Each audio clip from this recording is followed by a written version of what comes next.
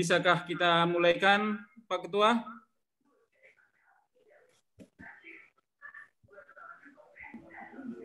Saya rasa kita mulai aja, Pak Pendeta. Oke, baik, kita mulaikan aja.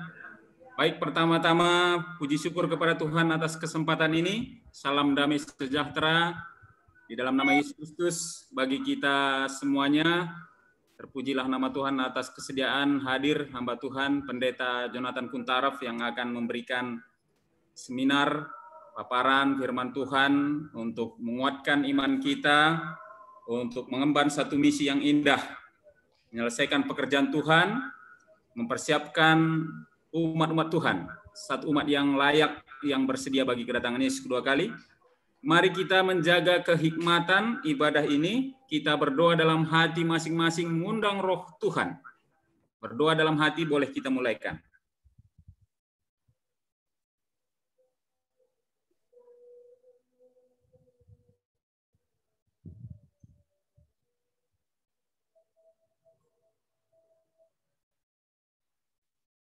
Baik, kita akan Maaf, mulai. Pendeta. Tolong ditertibkan dulu, ini saya lihat masih ada di depan.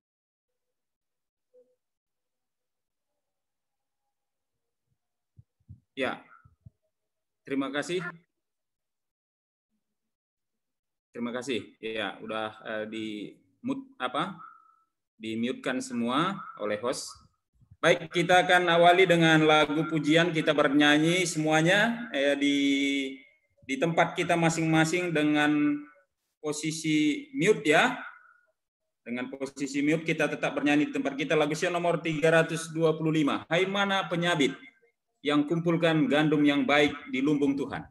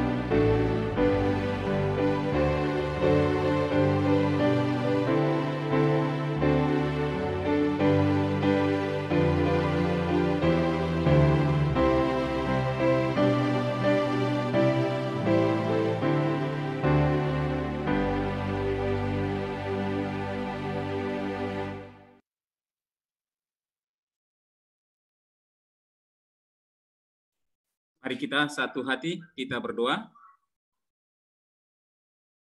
Maha besar Tuhan kami di sorga. Segala puji, hormat, kemuliaan kami persembahkan untuk Tuhan. Oleh karena kasih berkat pemeliharaan Tuhan bagi kami masing-masing. Terima kasih Tuhan, waktu yang indah kami boleh beribadah bersama melalui media Zoom ini Tuhan, bersama umat-umat Tuhan dari berbagai daerah tempat. Tuhan, berikanlah cuaca yang baik, jauhkan segala halangan, berkati juga hamba-Mu Pendeta Kuntaraf yang akan membagikan materi firman Tuhan. Urapi dia dengan Roh-Mu yang kudus dengan limpahnya. Biarlah firman Tuhan yang disampaikan menguatkan iman percaya kami. Nama Tuhan ditinggikan, dimuliakan di dalam ibadah kami ini. Terima kasih Tuhan, Roh-Mu yang kudus bersama dengan kami. Hadirlah Tuhan. Ampunkan kami dari dosa kami. Kami berdoa dalam nama Yesus, Tuhan dan Juru Selamat kami. Amin. Baik, kalau kita melihat hamba Tuhan Pendeta Jonathan Kuntaraf, kita pasti diingatkan dengan yel-yelnya. God is good all the time. All the time God is good. Jadi pada saat ini partisipan kita sudah 134, kita harapkan akan terus bertambah. Dan mari kita siapkan hati, pikiran kita. Kita akan berikan waktu ini kepada hamba Tuhan, Pendeta Jonathan Kuntaraf untuk membagikan materinya, firman Tuhan. Waktu ini berikan, Pendeta. Terima kasih Pendeta Sembiring. Ya. Dan selamat malam untuk saudara-saudara di Indonesia, ya. Dan terima kasih untuk kesempatan untuk berbicara dan kepada host khususnya yang dari Jemaat Anna Maria Lewakabesi, ya. Dan saya tidak tahu berapa di antara saudara-saudara yang pernah ketemu dengan Ibu Anna Maria Lewakabesi. 49 tahun yang lalu saya bertemu dengan beliau di Dr. Mansur. Ya. Jadi perkenalan yang luar biasa itu Oma, ya, tetap semangat di hari tua, ya. Jadi saya senang namanya diabadikan untuk Jemaat Dr. Mansur. Untuk Dr. Mansur saya pernah khotbah juga beberapa kali dan mungkin yang terakhir kali sekitar 15 tahun yang lalu. Ya. Baik. Terima kasih untuk undangan untuk berbicara mengenai country living yang saya sudah berikan tempo hari, tetapi saya ada tambah beberapa slide, ya, untuk pembahasan ini. Saya lihat sudah 140 orang dan artinya dan setiap komputer ataupun iPhone mungkin bisa 4-5 orang yang hadir. Jadi kita coba lihat bersama-sama, ya, pembahasan kita ini. Baik, kita akan share screen, ya, supaya kita bisa ikuti dengan baik, ya, saudara-saudara sekalian.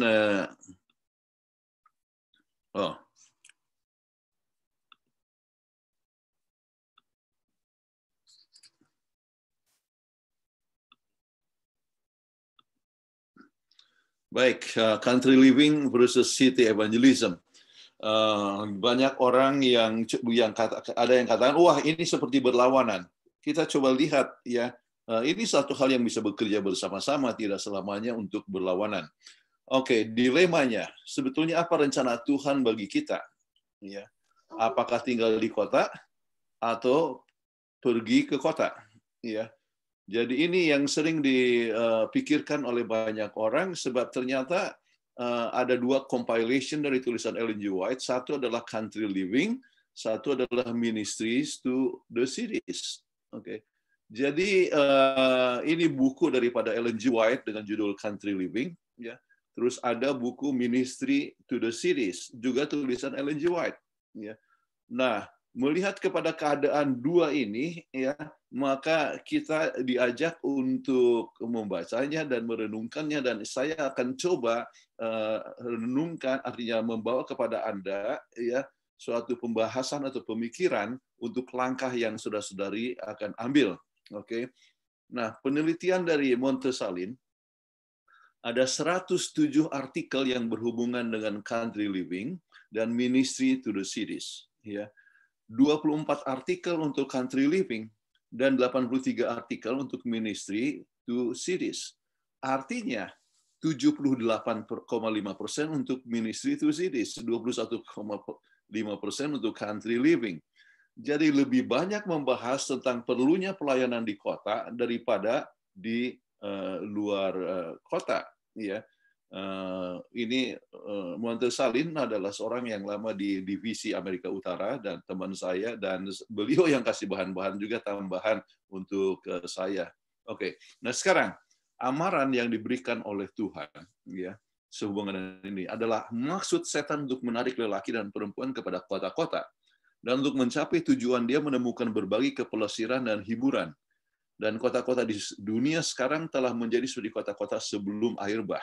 Jadi amaran daripada Tuhan untuk keluar dari kota, ya, disebutkan di sini. Mengurangi pemilikan, karena kita harus berpindah ke pedalaman yang lebih baik, bahkan seperti suasana surga. Kemudian marilah kita tinggal di dunia ini, tetapi siap-siap untuk membawa barang sedikit mungkin. Maksudnya untuk tinggalkan kota, tidak usah terlalu banyak barang-barang, ya, ke luar kota, ya. Jadi kita dapatkan kutipan ini. Kemudian Tuhan akan mencarikan Tuhan di pedalaman, ya. Orang tua mendapatkan rumah kecil di pedalaman, ya, dengan tanah yang dapat dikerjakan, di mana mereka bisa menanam buahan dan sayuran. Tuhan akan menolong umatnya untuk mendapatkan tempat yang ada tanah untuk bertani, dan Tuhan menolong umatnya dalam mendapatkan rumah di luar kota. Jadi ini dari Selected Messages, buku kedua halaman 360, ya, supaya di sini katakan Tuhan yang akan menunjukkan, ya, supaya kita dapatkan tempat yang cocok tersebut. Kemudian kita tahu bahwa banyak keuntungan untuk country living, ya. Perlunya menjauhkan sejauh mungkin pergaulan yang tidak bersahabat dan kehidupan yang tidak beragama, ya. Jadi ini adalah sebuah tulisan daripada Mrs. White. Tetapi kemudian dikatakan juga perlunya menjauh dari berbagai pencobaan di kota, sebab keadaan di kota semakin jahat. Moralitas di kota-kota sangat membahayakan. Sering anak-anak mendapatkan pendidikan jalanan. Ya. Jadi kemudian country living, halaman 5. Keadaan kota setiap hari membawa catatan kejahatan, perampokan, pembunuhan, bunuh diri, kejahatan-kejahatan yang tak dapat disebutkan. Terjadi pembunuhan seperti New York, Chicago, sekarang ini adalah satu kota yang sangat jahat, ya, Los Angeles dan sebagainya. Ya. Kemudian halaman yang ke-6 dari country living, kehidupan di kota adalah kehidupan yang salah dan dangkal. Oleh sebab kemauan yang besar untuk mendapatkan uang atau mencari kegembiraan dan kepelesiran dan haus akan tontonan, kemewahan yang berkelebihan, semuanya telah memalingkan pikiran dari kehidupan yang membawa maksud. Semua hal tersebut membuka jalan kepada ribuan kejahatan, hingga anak-anak muda hampir tidak punya kuasa untuk menghindarkannya. Jadi, oleh sebab pengaruh-pengaruh itu, maka mereka yang punya anak-anak kecil dan sebagainya, lebih bagus mereka tinggal di luar kota. Ini tujuan daripada kutipan tersebut. Kemudian juga masalah kesehatan yang dapat terganggu. Keadaan di kota-kota juga sering mengganggu kesehatan. Oleh sebab banyaknya penyakit dan udara kotor, air dan makanan yang kotor, ya, lingkungan yang kumuh dan tempat tinggal yang tidak sehat merupakan tantangan yang dihadapi dalam kehidupan kota. Ya. Jadi ini jelas dituliskan dalam tahun 1905 oleh Ellen G. White. Kemudian kesehatan di kota-kota juga disebutkan. Keributan dan kepelesiran dan kebingungan di kota-kota yang menyebabkan kehidupan yang dangkal dan tertekan. Banyak menyebabkan kekhawatiran dan kecapaian yang membawa kepada sakit. Udara dan asap tebal dan debu menyebabkan gas yang beracun dan kuman penyakit dan bahaya kepada kehidupan. Jadi kembali penekanannya supaya kita tinggal di tempat yang udaranya lebih bersih, di kota dan di luar kota. Kemudian country living juga menyebutkan ya, menghasilkan makanan sendiri saat tidak bisa lagi membeli ataupun menjual. Sebab kita tahu bahwa ada suatu masa di mana ada pemaksaan akan Sunday law itu. Oke. Baik. Anjuran agar lembaga-lembaga di luar kota, mendirikan sekolah gereja di luar kota, mendirikan sanatorium dan perkantoran di luar kota, pekerjaan dan percetakan agar pindah dari Washington DC kapan saja ada waktu yang cocok. Ya. Cari tanah untuk lembaga di luar kota yang ada jalan ke kota. Jadi itulah sebabnya kita punya lembaga-lembaga seperti UNAI. Ya. UNAI itu di luar kota. Ya. Ya, sekarang lebih banyak lagi orang-orang yang sudah juga memperlebar artinya perumahan-perumahan ke daerah sana. Tetapi tadinya itu adalah di luar kota. Semua sekolah kita, ya, IAS ataupun PUC dulu, Pacific Union College dan sebagainya, selalu di luar kota. Okay. Jadi bangunan gereja perlu di kota-kota, tetapi bukan lembaga. Itu ditulis oleh Misi White tahun 1907. Sebab kita tetap ada anggota di kota-kota. Ya. Nah, rencana Tuhan tidak pernah bermaksud agar manusia hidup dengan padat di kota-kota. Ya. Jadi itu disebutkan dalam country living. Amaran Tuhan. Tidak lama lagi kota-kota akan mendapatkan kunjungan penghukuman Tuhan. Dalam waktu singkat kota-kota akan digoyangkan. Tidak peduli berapa besar dan kuatnya bangunan-bangunan tersebut. Dalam waktu beberapa menit atau jam akan menjadi puing-puing. Dan itu telah terjadi, ya. Apa yang terjadi misalnya seperti di New York, ya, World Trade Center, ya, menjadi puing-puing, ya, bahkan jadi debu dalam waktu yang singkat di mana ribuan orang meninggal. Anjuran Roh Nubuat menganjurkan agar meninggalkan kota-kota besar, walaupun rumah kecil tetapi ada tanah untuk diusahakan. Nah, ternyata kalau kita lihat kepada penulisan untuk country living ini, ditulis kapan? 1882, 1900, 1902, 1903, 1906, ya. Yang terakhir ditulis mengenai masalah country living, ya. Kemudian Mrs. White, ya, mengubah, ya, artinya memberikan anjuran banyak tentang mission to cities, ya, pekerjaan di kota-kota. 11 Juni 1910 Mrs. White dalam persidangan di General Conference memberikan pekabaran yang sangat penting sehubungan dengan pentingnya untuk bekerja di kota-kota. Dia menyebutkan pentingnya untuk memberikan amaran kepada ribuan orang yang akan mati. Ya. Kemudian di dalam Selected Messages, bukan dalam Manuscript Release, ya, volume 3 halaman 220. When I think of so many cities still unwarned, waktu saya pikirkan tentang banyaknya kota-kota yang belum mendapatkan amaran, saya tidak bisa tidur, dikatakan. Ya, sangat distressing, ya, ya, sangat mengecam sekali bagaimana, ya, banyak orang yang telah melalaikan hal ini untuk jangka waktu yang lama. Nah, pada bulan Juni itu juga Mrs. White katakan, ya, kepada A.J. Daniel, ketua GC, ya. Dan dikatakan tidak satu pun dari pendeta Prescott atau pendeta Daniel yang tersedia untuk memimpin pekerjaan General Conference. Tidak siap. Ya. Kenapa tidak siap? Padahal ini A.J. Daniel sudah memimpin pekerjaan untuk sekitar 10 tahun pada waktu itu. Dia adalah ketua GC yang untuk sekitar 20 tahun. Kenapa Mrs. White katakan tidak siap dia untuk memimpin? Ya. Ternyata, saudara-saudara, ya, dia juga menulis surat pribadi. Engkau harus bertobat. Bagaimana ketua GC disuruh untuk bertobat, ya. Jadi dia adakan perjalanan dari Washington DC pergi ke Saint Helena, ya. Saint Helena itu satu hal yang mujizat terjadi kemarin, ya. Di Saint Helena, tempat sekelilingnya itu terbakar semua, ya. Sampai pagarnya pun terbakar, tetapi rumahnya tidak terbakar, ya. Kan Anda pernah dengar bahwa jutaan hektar tanah, artinya hutan di Amerika itu terbakar, ya. Dan banyak yang yang mengalami ya kebakaran lah. Dan hal yang menarik sekali, ya, Mrs. White punya rumah tidak terbakar, ya, yang sekarang jadi satu tempat untuk biasa kita kunjungi, ini di Saint Helena. Jadi ini A.J. Daniels pergi perjalanan, ya, 2 minggu, ya, pergi menuju ke St. Helena dan bertanya kepada Mrs. White, apa maksudnya? Saya sudah lama bertobat, ya. Saya sudah lama dalam kebenaran. Kenapa dikatakan saya harus bertobat? Mrs. White ketemu juga tidak, ya. Dia ada suatu pekerjaan dan dia kirimkan utusan kepada A.J. Daniels.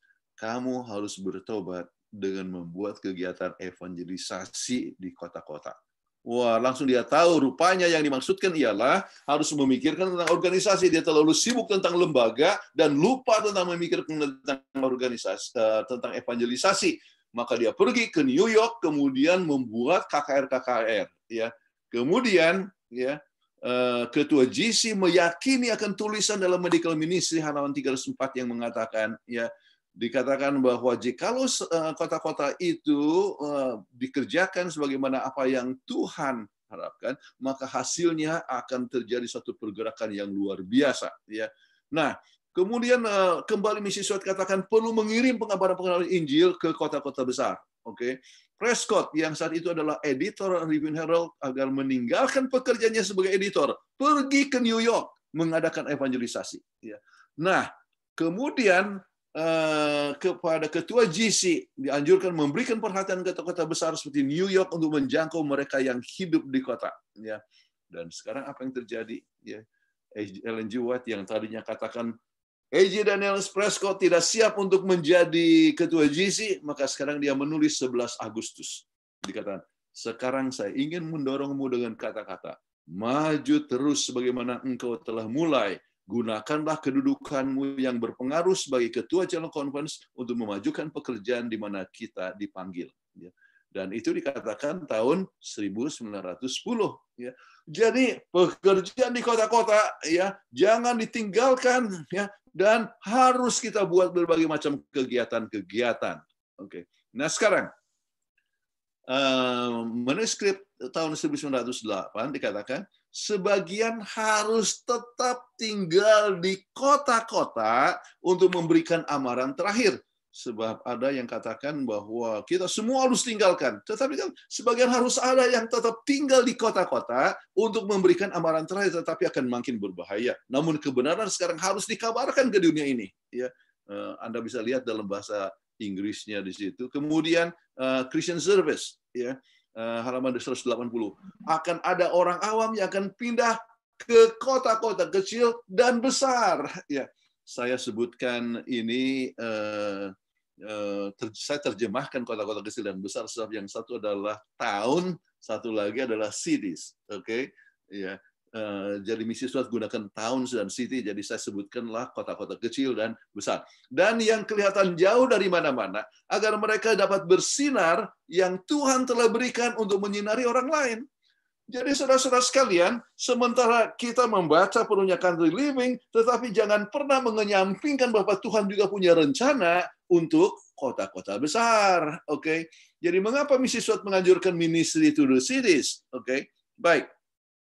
World trend artinya kecenderungan tren daripada dunia adalah orang pergi ke kota. Kita coba lihat 1850 9,5% penduduk dunia tinggal di kota-kota. Tahun 1900 sudah menjadi 16,5% penduduk dunia tinggal di kota-kota. Ellen G. White pada tahun inilah yang mengatakan pekerjaan di kota-kota adalah pekerjaan yang sangat penting untuk masa kini. Ya. Jadi berbicara tentang country living itu ditulis sebelum, artinya yang terakhir ditulis ada tahun 1906. Oke, ini berbicara tahun 1910.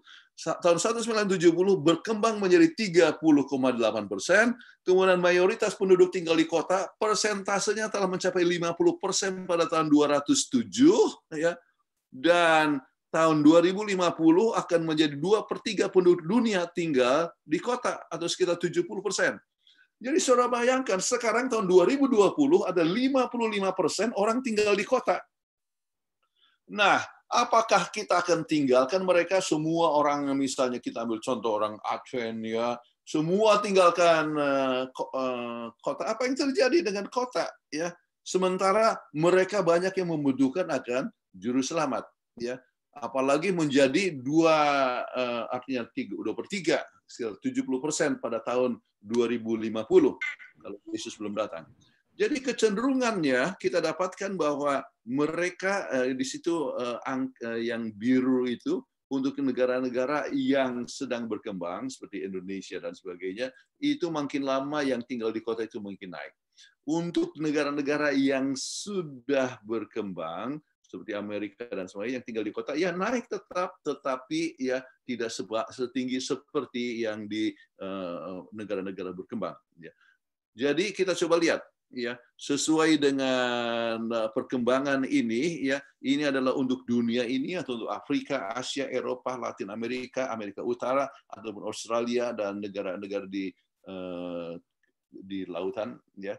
Oke. Maka kecenderungannya itu makin lama itu makin naik persentase orang yang tinggal di dalam kota, ya. Jadi misalnya Australia itu bisa tahun 1950 itu hampir 50%. Oke, coba bisa bayangkan ya.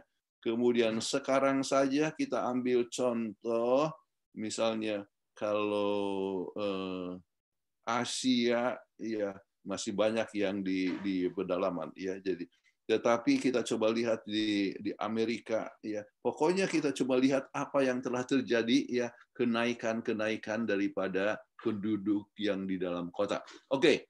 Nah, mengapa urbanisasi? Kesempatan bekerja untuk berbisnis kan, meneruskan pendidikan, budaya media populer yang menarik penduduk untuk ke kota, orang muda yang mulai meninggalkan budaya tradisional, dan ide barat untuk kebebasan dan demokrasi. Jadi banyak orang yang pergi ke kota, ya.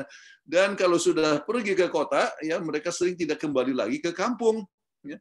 Nah, harus ada alasan yang lain kenapa kita ke kota, yaitu untuk apa? Untuk mengabarkan Injil, ya, yang dikatakan oleh Mrs. White. Kita coba bisa bayangkan 25 kota terbesar ya di dunia ya yang mempunyai lebih penduduk daripada 10 juta. Mana saja dari Tokyo, Delhi, Shanghai, Mumbai, dan kita coba lihat di sebelah kanan adalah di situ Jakarta, Indonesia. Jadi Jakarta merupakan salah satu kota yang terbesar di dunia, oke, di samping kota-kota yang lain yang disebut yang saudara-saudara bisa lihat di sini. Baik. Nah, sekarang 3 konteks misioneri. Migrasi yang cepat ke kota-kota di negara yang sedang berkembang adalah kesempatan yang sangat penting untuk pelayanan, evangelisasi dan penanaman gereja. Ya, church planting. Saya ambil contoh ya, misalnya di Sao Paulo. Oke, di Sao Paulo kan lebih banyak orang yang datang dari mana-mana ya. Jadi beberapa tahun yang lalu waktu pertama saya dengar tentang Sao Paulo, wah, gerejanya sudah 200 gereja di kota Sao Paulo ya. Kemudian gereja Advent. Kemudian waktu ke sana lagi, oh sudah 400 gerejanya. Kembali lagi ke sana sudah 600 gereja aja. Kemudian kunjungan lagi sudah 800 ya. Satu waktu saya datang ke sana sudah 1.200 gereja Advent di kota Sao Paulo. Kemudian saya satu waktu diundang oleh ketua uninya ya. Jadi untuk wilayah Sao Paulo itu ya adalah satu uni ya. Kemudian pendeta Domingo undang saya untuk ke sana. Saya tanya berapa anggota gereja sekarang di sana?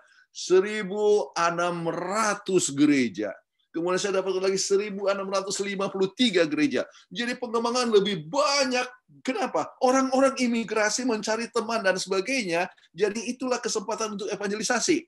Kota Medan yang tadinya mulai dengan dengan veteran, ya, dengan kota veteran, dengan gereja veteran, ya, atau dulu Jalan Bali, ya. Kemudian ada rumah sakit kemudian Dr. Mansur, ya. Kemudian Bromo, ya, kemudian kebun pisang, ya. Kemudian artinya kita dapatkan sekarang kepada jumlahnya yang makin lama makin banyak, ya. Dulu waktu saya masih sering ke Medan itu masih baru 14 gereja, ya. Tahun 71 ya, tetapi sekarang banyak sekali gereja. Oke. Jadi kita lihat ya. Oke. Nah, sekarang untuk negara yang sangat berkembang di mana sebagian besar penduduknya tinggal di kota, sangat sukar untuk menjangkau dan evangelisasi, perlunya eksperimen dengan cara yang baru. Misalnya saya ambil contoh misalnya di Paris ya. Itu kan sudah negara yang berkembang ya, Prancis. Oke. pekerjaan sangat sukar sekali. Artinya, tetapi ada cara-cara yang baru, salah satu dengan berbagai macam cara kelompok kecil. Ya. Kemudian banyak penduduk kota dan juga penduduk pedesaan yang cukup banyak, lebih stabil sehingga fokus gereja sedunia dapat berkurang dan cara lama masih tetap berhasil, yaitu buat KKR apa dan sebagainya. Itu masih bisa berhasil di Indonesia, tetapi di banyak tempat sering sudah tidak lagi bisa berhasil. Kemudian kita harus ingat bahwa banyak sekali orang yang tinggal di daerah-daerah kumuh, ya. Dan untuk mereka yang tinggal di daerah kumuh yang tidak sehat dan sebagainya, maka kota bukanlah untuk tempat bagi mereka, ya.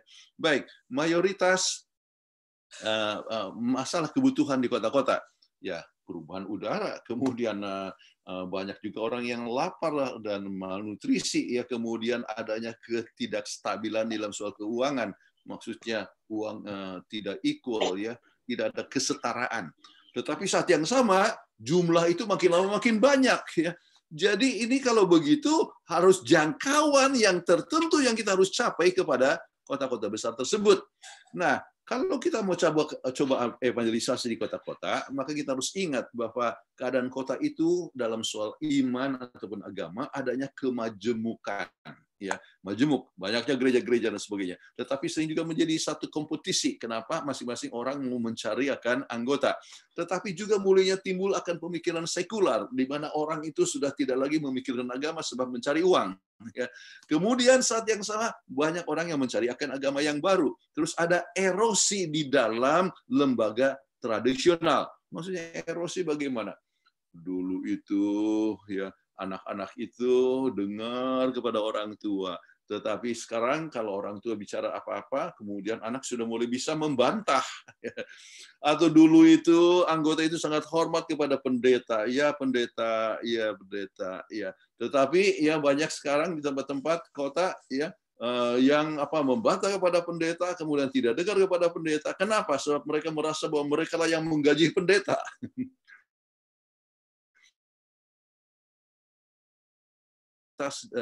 Dari mentalitas daripada pengikut, ya, jadi sering membeli perkara hal yang dipromosikan, ya, obral-obral, jadi yang tidak diperlukan juga dibeli. Kemudian munculnya kelompok nans. Maksudnya kelompok nans itu apa? Jadi kalau diisi ada formulir mengisi agamanya apa? Nan. Maksudnya adalah dia tidak beragama. Kenapa? Suasana sekular. Banyak orang yang lupa kepada pekabaran, ya, yang pernah diterimanya di kampung dulu. Jadi untuk menjangkau ke kota, ya, kita jangan lupa sebab gereja telah melalaikan yang tinggal di perkotaan.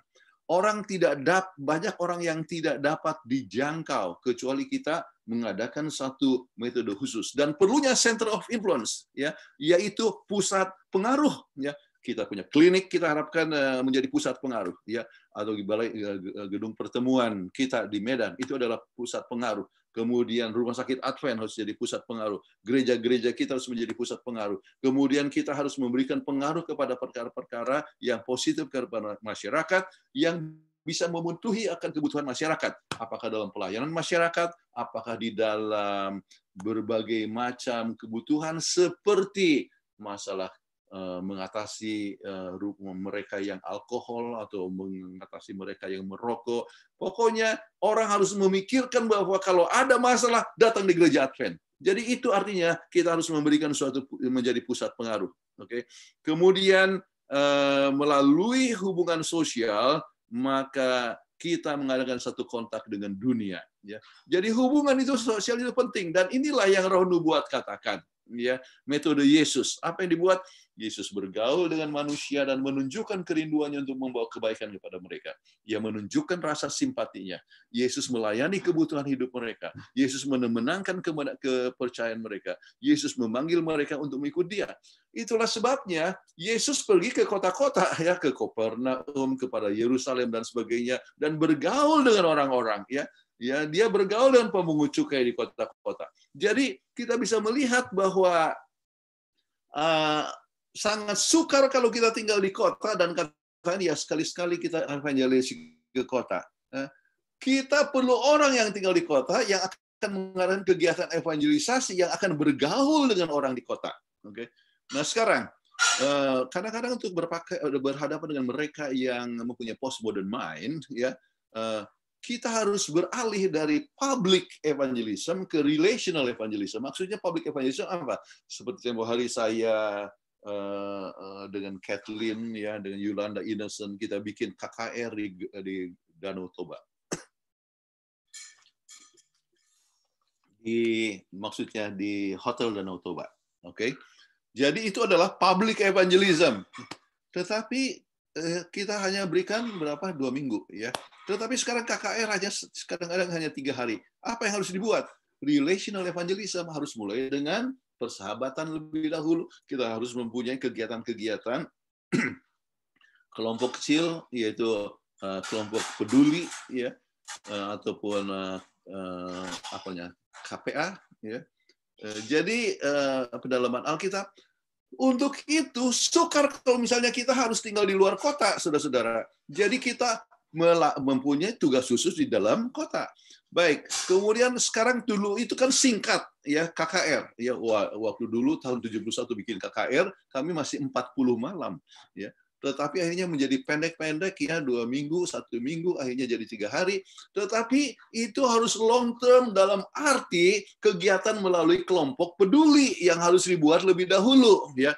Jadi long term, ya, dari our agenda kepada apa yang dibutuhkan oleh masyarakat. Kemudian dari gereja, ya, church base, gereja jadi pusat, kemudian kita harus pikirkan apa yang dibutuhkan oleh masyarakat setempat. Kemudian kita harus menggunakan berbagai macam metode untuk menjangkau kalau kita mau untuk berhasil. Baik. Jadi kita jadi pusatnya dari pertobatan kepada proses fokus, ya. Jadi kita fokus kepada prosesnya kepada pertobatan. Pertobatan itu adalah satu proses, ya. Kemudian dari gereja kepada komunitas, kemudian dari gereja yang mengontrol, tetapi Tuhan yang mengontrol dan Tuhan yang membimbing kita untuk mencari jangkauan jiwa-jiwa dari eksklusif menjadi inklusif, ya, melibatkan akan semua banyak orang. Baik, center of influence, ya, ataupun pusat kehidupan berpengharapan adalah pusat yang membuat kegiatan yang holistik. Artinya, kadang-kadang kita buat misalnya seperti kami dibuat di Washington, ya, pelajaran bahasa Inggris, ya, untuk para imigran, atau pelajaran Chinese, ya, dan kita mendapatkan jiwa-jiwa dengan kegiatan tersebut, ya. Pendidikan pola hidup, ya, kita senang bahwa ini banyak dipromosikan di Indonesia sekarang. Toko buku, ruangan pelayanan, ya, atau ruangan membaca, ataupun membuat restoran vegetarian, ya, demonstrasi makanan sehat, pelayanan sesuai dengan kebutuhan setempat. Apa itu? Mungkin saja itu adalah banyak orang yang merokok di situ, jadi kita buat pusat berhenti merokok misalnya, dan sebagainya. Baik, prinsip penting kegiatan yang berkesinambungan, jadi harus diteruskan ini kegiatan itu, bukan hanya sekali-sekali saja. Jadwal yang teratur yang diketahui oleh masyarakat, kemudian kita harus dikenal oleh sebab pelayanan masyarakat kita kepada mereka, ya. Jadi kita harapkan bahwa kalau ada masalah, ya, misalnya perceraian, ya, kepada siapa nasihat yang dicari? Haruslah kepada gereja Advent yang bisa memberikan bimbingan, ya, untuk masalah rumah tangga. Itulah yang kita berikan sekarang misalnya melalui program Obsesi Hati pada setiap hari Senin. Mungkin banyak yang nonton melalui Hope Channel, ya. Kita coba memberikan bimbingan kepada masyarakat, dan saudara-saudara, saya kaget sekali bahwa pertanyaan-pertanyaan yang langsung datang kepada saya adalah dari keluarga yang non-Advent, yang punya masalah rumah tangga, ya. Mereka memohonkan nasihat dan sebagainya sehubungan dengan masalah rumah tangga mereka. Jadi kita haruslah, ya, memberikan bimbingan kepada masyarakat, dan kita harus dikenal sebagai orang yang menjadi narasumber untuk banyak hal. Baik, model daripada urban mission ini kelompok kecil, ya, ataupun pemuri, dan kemudian ada komunitas untuk misioneri, kemudian penanaman gereja, dan saya lihat cukup banyak gereja yang ditanam di Kota Medan yang berada di banyak tempat, ya. Dulu belum ada namanya Simalingkar, ya. Kemudian kita senang sudah bertambah gereja-gereja dan sebagainya. Kemudian leadership development, kita harus selalu memberikan pelatihan kepada pemimpin-pemimpin atau calon-calon pemimpin dan juga pusat pengaruh. Baik. Nah, saudara-saudara, saya ingin sebutkan, apakah Anda tahu bahwa pada waktu itu 10 tahun, mungkin ini adalah sekitar hampir 10 tahun yang lalu, ada 100 miliar, 100 billion orang yang search, yang mencari informasi internet pada setiap bulan. Padahal tahun 2006 itu masih 2,6 billion, ya, 2,6 miliar. Sekarang, saudara-saudara, saya lihat baru minggu lalu, 63.000 orang yang mencari setiap detik. 3,8 per menit, 228 juta per jam, 5,6 miliar per hari, 166 miliar per bulan, ya, dan sedikitnya 2 triliun per tahun orang yang search, ya, dengan Google. Luar biasa. Nah, sekarang informasi apa yang mereka cari, ya? Nah, situs pornografi itu jutaan, saudara-saudara, ya. Kita harus punya situs-situs, ya. Kita harapkan semua gereja punya situs. Kita punya gereja Advent mempunyai banyak situs, ya. Jadi yang menyebabkan orang bisa mendapatkan pengetahuan. Nah, ini bisa diperoleh di kota ataupun di desa kalau ada internet. Oke. Nah, sekarang oleh sebab terbukanya situs-situs ini, mereka yang di kampung pun bisa melihat berbagai macam kejahatan. Kalau begitu, tidak selamanya kampung atau country living itu adalah bebas dari kejahatan. Kita coba lihat teknologi. Kita kabarkan melalui Hope Channel, radio, ada AWR, internet, sosial media, Facebook, YouTube, Zoom. Oke.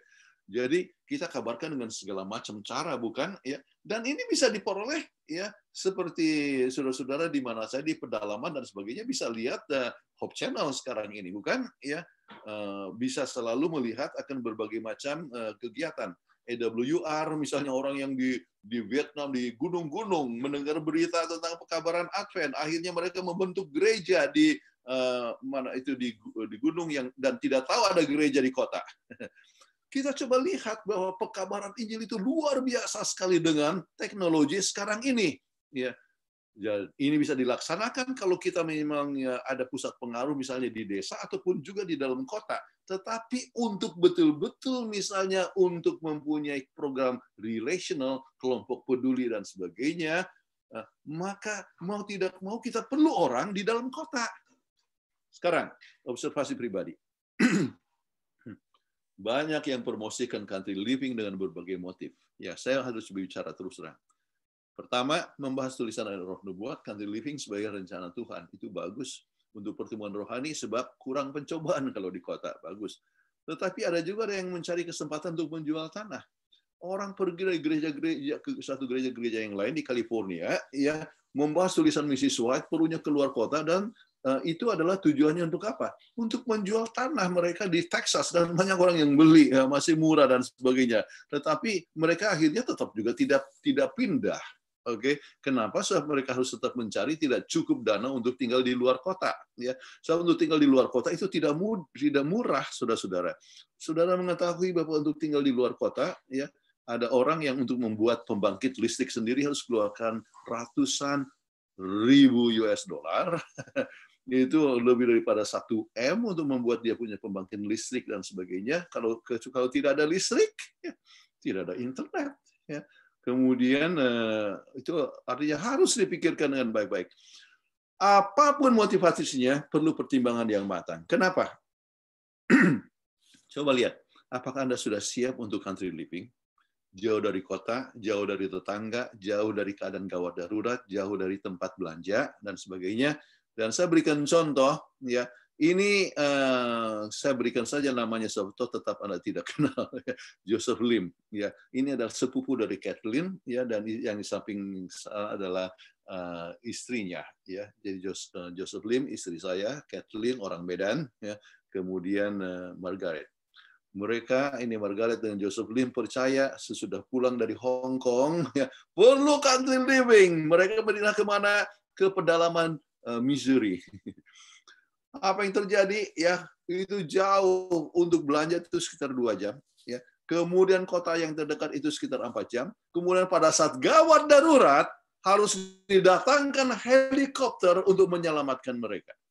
Apa yang terjadi? Mereka tidak punya tetangga dan sebagainya, ya penuh dengan kesepian, ya dan sebagainya. Akhirnya apa yang terjadi? Mereka pindah, jual dengan rugi lagi tanahnya, ya. Kemudian pergi ke Oregon, ya, bersama saudaranya sekarang tinggal, ya, dan sebagainya. Jadi kenapa? Oleh saat tergesa-gesa, ya, langsung pikir country living, ya, padahal belum siap, ya. Tahun 2000 ada beberapa kelompok yang katakan kita harus tinggalkan kota, tunggu kedatangan Tuhan di Gunung Salak. Beberapa keluarga, ya, dari Jemaat Bintaro, ya, banyak yang betul-betul yakin dan betul-betul jual rumah apa dan sebagainya dan pergi ke Gunung Salak, ya. Sesudah itu Yesus tidak datang dan mereka dilawat dan sebagainya, akhirnya untuk kembali, ya, dan mereka malu-malu kembali ke dalam kota. Padahal saya sudah pernah amarkan kepada mereka, jangan percaya tentang itu 2YK, ya, dan sebagainya. Tetapi tetap berkeras, ya. Kemudian apa yang terjadi? Beberapa sampai sekarang masih belum punya rumah dan jadi hidupnya susah, ya. Saudara-saudara sekalian, kadang-kadang kita terlalu emosional melihat kepada sesuatu dan lupa bahwa Tuhan itu mempunyai pertimbangan, dan Tuhan katakan, ya, jangan tergesa-gesa, ya, dan Tuhan katakan lihat, artinya Tuhan sendiri akan memimpin kapan itu akan terjadi. Baik. Bagi mereka yang punya anak-anak, bagus jauh dari kota. Namun ada beberapa pertimbangan. Siap untuk memberikan homeschooling, ya. Apakah ada internet yang dibutuhkan untuk informasi? Sebab anak-anak sekarang itu kan kalau sekolah, ya, dengan perlu internet, ya. Kalau di situ tidak ada listrik dan sebagainya, ya, maka tidak akan ada untuk internet. Apakah siap untuk menghadapi masalah seperti kebakaran hutan yang terjadi sekarang di California dan Washington, ya. Jutaan hektar, ya, terbakar dari mana? Dari hutan, saudara-saudara, ya. Jadi ini hal yang harus dipertimbangkan sebelum mengambil suatu keputusan. Untuk usia yang lebih lanjut, apakah masih bisa mencangkul dan bercocok tanam? Apakah ini? Jadi ada seorang yang coba juga mengadakan promosi tentang ini, akhirnya dia pergi, ya, untuk sebab dikatakan mungkin terlambat. Jadi dia mulai dari pergi ke luar kota. Sesudah 10 tahun, ya, mencangkul-cangkul. Daripada mencangkul, saya lebih bagus mengajar di kota. Lebih bagus saya bersaksi, banyak sekali yang saya bisa jangkau di kota. Akhirnya kembali lagi ke kota, ya. Saudara-saudara, jadi kita harus berhati-hati. Pertanyaan, apakah keadaan kota sekarang sama seperti masa Ellen G. White? Soal kebersihan, kesehatan, dan pengadaan air, ya, sebanyak penyakit dan sebagainya oleh sebab terlalu padat, kemudian ada daerah kumuh yang sangat kotor sekali, tetapi ada keadaan kota yang sangat teratur, ya. 80% daripada keadaan kota-kota itu adalah mempunyai air bersih dan punya toilet dan sebagainya yang baik, ya. Dan daripada daerah kumuh seperti Jakarta dan sebagainya, mungkin lebih bagus untuk di luar kota. Tetapi kadang mereka yang di pinggiran kota Jakarta, ya, saya lihat, wah, rumah-rumah yang itu baik sekali dan semua serba bersih dan sebagainya. Tidak selamanya keadaan di kota itu adalah satu perkara yang buruk. Saya ambil contoh, ya. Oh ya, apakah keadaan di desa masih sebaik Mas Ellen G. White sebab adanya pengaruh buruk dan kemajuan teknologi? Jadi dengan kemajuan teknologi, saudara-saudara, ya, Anda akan kaget, ya, di satu desa yang di luar kota sekali, ada sekolah kita, kemudian kedapatan anak-anak gadisnya, ya, atau anak-anak mudanya, ya, lihat-lihat HP, dan apa yang mereka lihat? Pornografi, ya, di desa itu, ya. Saudara-saudara, coba bisa bayangkan bahwa ini adalah sesuatu perkara yang terjadi kemanapun Anda pergi, ya. Jadi bagaimana kita mau mendapatkan pikiran yang suci di desa, sementara pengaruh itu sudah ke desa. Tetapi di dalam kota, kalau bisa juga seorang itu tidak terpengaruh. Kita ambil contoh. Ini orang-orang Amish tinggal di Amerika. Mereka itu hidup dengan country living, ya. Mereka itu bercocok tanam, ya. tanam jagung dan sebagainya, wanita-wanitanya kerja ya dengan kuda dan sebagainya, mereka kerja. Tetapi apa yang terjadi, saudara-saudara, ya mereka juga senang kepada Amish Youth Party. Dan apa yang terjadi sesudah pesta-pesta tersebut, ya banyak perkawinan yang kita sebut itu apa MBA, Marriage by Accident. Ya. Dan apa yang terjadi, 12% daripada gadis-gadis atau wanita, ibu-ibu yang melahirkan adalah di luar nikah. Coba bayangkan, daerah Amish ya. Ini orang-orang Amish yang terkenal di Amerika, di daerah Indiana, Idaho, itu masih banyak kelompok dari Mennonites ya. Mereka country living, tetapi terpengaruh oleh hidup kota ya. Nah, apakah ada yang baik yang dihasilkan di kota mengenai prinsip resilience? Apa artinya resilience? Saya mau coba katakan, itu resilience itu adalah ketahanan ya. Ketahanan. Ada orang seperti Yusuf yang tetap tidak jatuh walaupun dia tinggal di istana Potifar ya. Jadi walaupun dia di istana Firaun ya, tetap dia tidak terpengaruh, walaupun di penjara dia tetap jadi saksi. Nah, itulah namanya resilience. Saya ambil contoh. Oke, ini Ben Carson. Anda kenal kan? Waktu saya ketemu dengan satu orang di New England sana, dan perkenalkan soal gereja, sebenarnya dari gereja Advent. Oh, gerejanya Ben Carson ya. Ya, terkenal sekali. Dia neurosurgeon, ya, paling terkenal ya. Dan dia orang Advent yang lama jadi yang sekarang jadi menteri di pemerintah daripada Donald Trump. Dia datang dari mana, saudara-saudara? Dari daerah kumuh kota Detroit, ya. Ibunya harus kerja sebagai pembantu ya di 2 tempat, ya. Namun oleh sebab disiplin orang tuanya, oleh setelah mendapatkan pendidikan Advent, ya, maka itulah yang menyebabkan dia berhasil dan memberikan kontribusi yang luar biasa.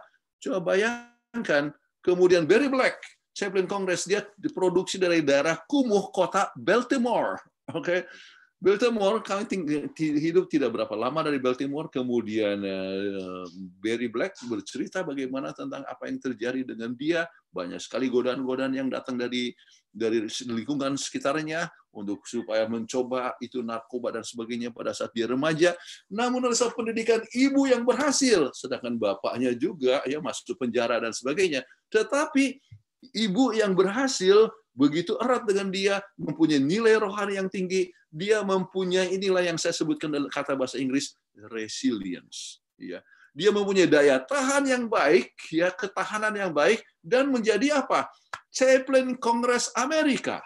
Itu adalah kedudukan chaplain yang tertinggi di seluruh Amerika, dan artinya chaplain untuk Kongres, anggota senator dan sebagainya mendengar khotbahnya. Kalau Anda perhatikan, waktu presiden ya Amerika Donald Trump dilantik, siapa yang berdoa ya? Di samping ada doa yang yang diundang, maka selalu chaplain yang artinya Barry Black yang mengatur akan programnya dan dia yang berdoa ya, sering dia yang berbicara. Jadi kita coba lihat, Anda bisa lihat bahwa daerah kumuh atau kota bisa juga menghasilkan sesuatu yang baik ya. Bagaimana? Hubungan dengan Tuhan dan hubungan adalah pendidikan daripada ibu dan sebagainya. Baik. Alkitab sendiri katakan, Yohanes 17:15. Aku tidak meminta supaya engkau mengambil mereka dari dunia, tetapi supaya engkau melindungi mereka daripada yang jahat. Ya. Jadi kita bisa berada di dunia, kita bisa berada di kota, ya, bisa juga di luar kota. Dan Tuhan akan memberikan perlindungan. Itulah doa daripada Yesus supaya kita dilindungi dan kita menjadi terang, menjadi saksi bagi Tuhan di mana saja kita berada. Baik. Nah, sekarang pertanyaan. Kapan tinggalkan kota? Pernah Mrs. White katakan, waktunya telah tiba bila Tuhan buka jalan. Keluarga harus meninggalkan kota. Anak-anak harus dibawa ke pedesaan. Orang tua harus mendapatkan tempat yang cocok bila sarana mengizinkan. Walaupun tempat tinggal kecil, harus ada tanah yang dapat dikerjakan. Baik. Maafkan ya. Nah, saudara-saudara, waktu telah tiba tetapi bila Tuhan buka jalan. Ya. Kemudian kita katakan lebih lanjut, perencanaan yang hati-hati dan penuh doa. Waktu orang-orang mau tinggalkan Battle Creek, mereka yang merasa perlu untuk pindah, biarlah jangan tergesa-gesa. Dengan segala kegembiraan atau sifat yang tergesa-gesa atau dengan cara yang menyebabkan penyesalan. Ya. Jadi supaya jangan menyesal orang untuk tinggalkan itu Battle Creek untuk pergi ke Barren Spring pada waktu itu. Ya. Jadi jangan tergesa-gesa. Ya, itulah yang dikatakan oleh Mrs. White. Ya. Kemudian kota-kota harus diberikan amaran, kota-kota harus dijangkau dari pos misi terdekat dan menurut utusan Tuhan.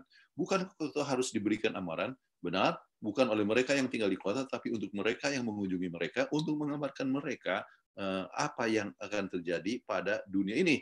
Jadi tahun 1902 disebutkan demikian. Tetapi kita dapatkan juga kutipan Mrs. White dikatakan perlu orang-orang yang tetap tinggal di kota-kota. Baik, kapan tinggalkan kota besar? Asumsi bahwa sebagian kuasa dari negara kita akan memaksakan sabat kepausan akan menjadi amaran bagi kita. Kemudian itulah tandanya untuk meninggalkan kota-kota besar. Jadi tanda untuk meninggalkan kota-kota besar kapan? Kalau sudah mulai diberikan apa yang disebut Sunday Law, National Sunday Law. Kemudian kapan lari ke gunung tempat terpencil? Pada saat akan adanya ancaman hukum mati bagi pemerintahan akan hukum Allah. Baik. Jadi kemudian dikatakan tinggalkan kota, tinggal kota. Ya, ini adalah pekabaran Tuhan yang telah berikan kepadaku. Gempa bumi akan datang, banjir akan datang, kota-kota akan dihancurkan oleh gempa bumi, kebakaran dan kebanjiran. Tetapi waktunya saya coba tunjukkan ini kepada saudara-saudara, ya. Waktu yang tepat ini sesudah tahun 1844, ya. Kemudian kita coba lihat kepada apa yang terjadi di sini. Ada kepausan, ya. Kemudian akan ada masa yang kita lihat sesudah 1844 yang sejajar dengan itu adalah Sunday Law.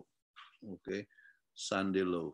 Kemudian jadi pada masa ini, ya, kalau masa ini adalah masa di mana kita meninggalkan kota yang besar. Ya, kalau mulainya Sunday Law. Ya.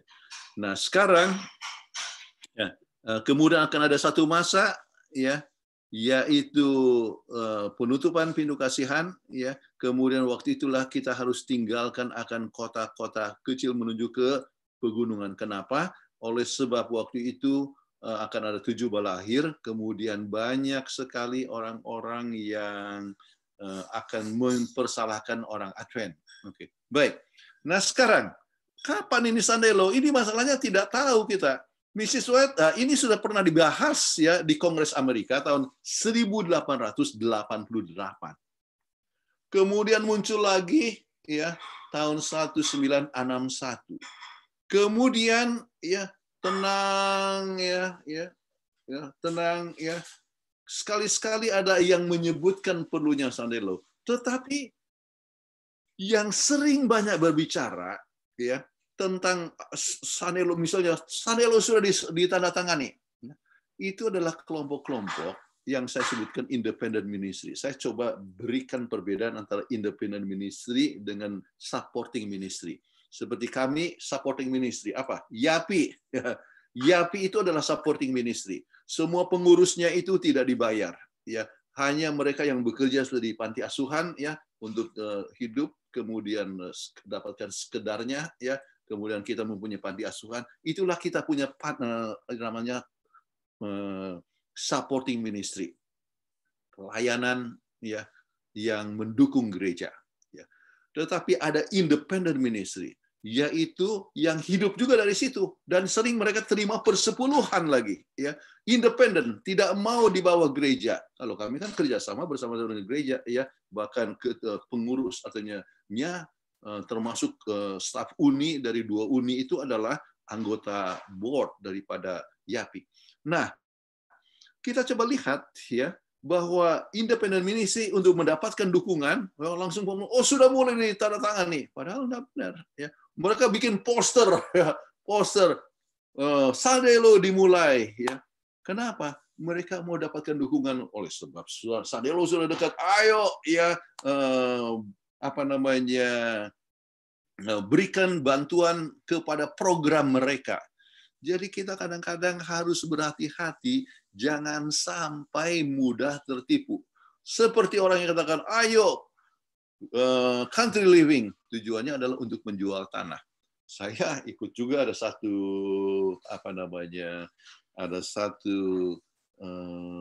WhatsApp group yang mempromosikan akan ini country living, dan saya lihat di situ ada juga siapa yang berminat untuk beli tanah di Papua, ya ada di sini ya tanah sekian luasnya dan ada rumahnya sudah ya dan sebagainya.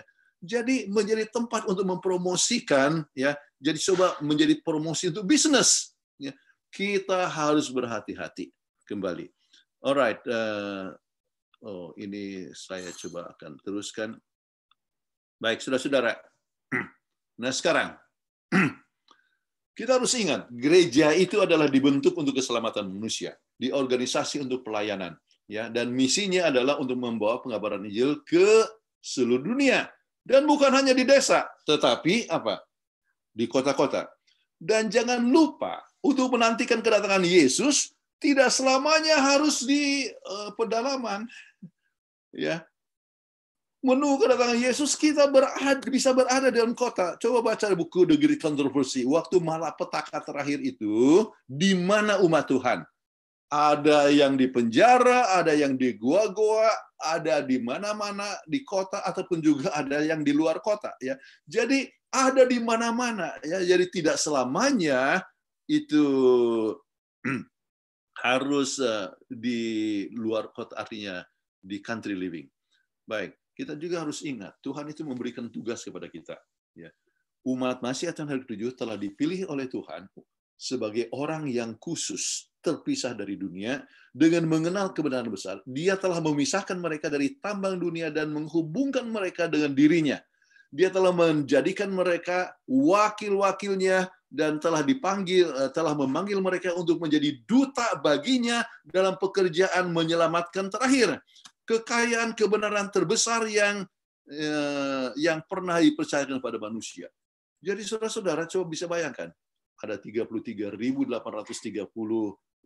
gereja di dunia ini, gereja Advent hanya satu di antara 33.830.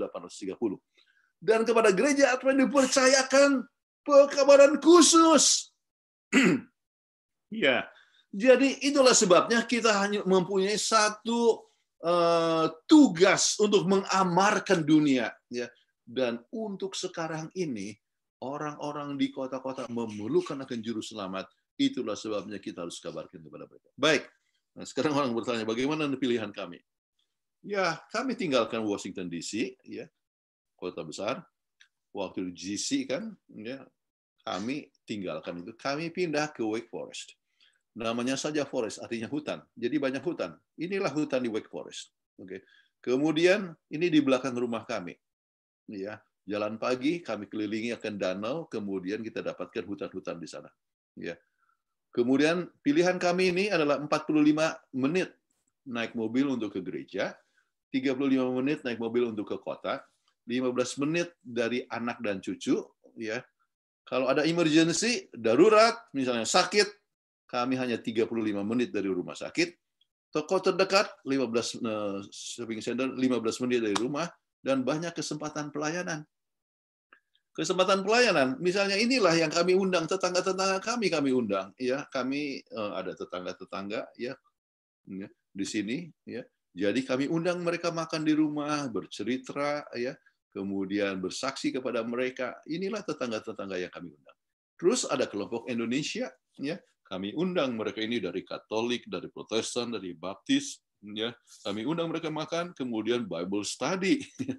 Sama-sama Bible study. Jadi kita ada kesempatan untuk pelayanan. Dan oleh sebab kami ada internet, jadi kelihatan di luar kota, artinya di pinggir kota lah saya sebutkan, ya. Kami ada kesempatan untuk pelayanan. Setiap hari Senin bisa bicara ya, dan Kathleen dengan obsesi hati. Kemudian setiap hari Kamis bisa bicara tentang sempalan bersama dengan saudara Loran Napitupulu, saya lihat ada di sini. Kemudian hari Sabtu artinya malam Sabat, bicara dengan semua guru-guru sekolah Sabat ya, untuk merampungkan kita punya pelajaran inti pelajaran. Murid Alkitab, saya tetap mengajar ya, setiap hari Minggu ada murid Alkitab di Jakarta ya. Kemudian ada murid Alkitab di London ya. Seorang putih ya, belajar pengusaha, saya kasih pelajaran setiap hari Jumat siang. Jadi tetap menggunakan sarana internet untuk mengajar, kemudian tetap menggunakan kita tidak terpengaruh dengan suasana kota ya, sebab internetnya kita lihat adalah internet yang bersifat kerohanian. Kemudian kami tulis renungan setiap hari ya, dibagikan kepada seluruh banyak orang dan menjadi kesaksian. Ada 120 WhatsApp grup yang menerima kami punya renungan, dan setiap WhatsApp grup itu bisa sampai 200 lebih orang, dan setiap orang itu membagikan lagi kepada teman-temannya. Jadi itulah mengabarkan sementara kita menantikan kedatangan Yesus yang kedua kali. Jadi kami tidak pergi, misalnya kami tidak bertanam sendiri ya. Kenapa masih bisa kita masih bisa beli sayur ya? Sebab apa? Belum ada masa sandelo. Kemudian ya, kami yang kami tanam hanya toge ya. Ya, kita bisa selalu tanam toge, kemudian kita dalam 3-4 hari sudah bisa panen. Oke. Nah, saudara-saudara sekalian, jadi sementara berbicara tentang country living, maka kita harus berhati-hati. Kesimpulan, Tuhan memerlukan saksi di kota. Tuhan juga memerlukan saksinya di pedesaan. Ya, tinggal di pedesaan banyak berkatnya, kesehatan, kerohanian, pendidikan anak, namun berhati-hati dengan teknologi. Sebab ya, banyak orang di luar kota juga bisa terpengaruh dengan suasana yang buruk. Tinggal di kota besar, banyak kesempatan pelayanan di kota besar. Orang kota memerlukan Kristus. Ya. Jadi kesimpulannya, tidak perlu kita merasa orang yang paling benar dengan pilihan kita dan orang lain salah.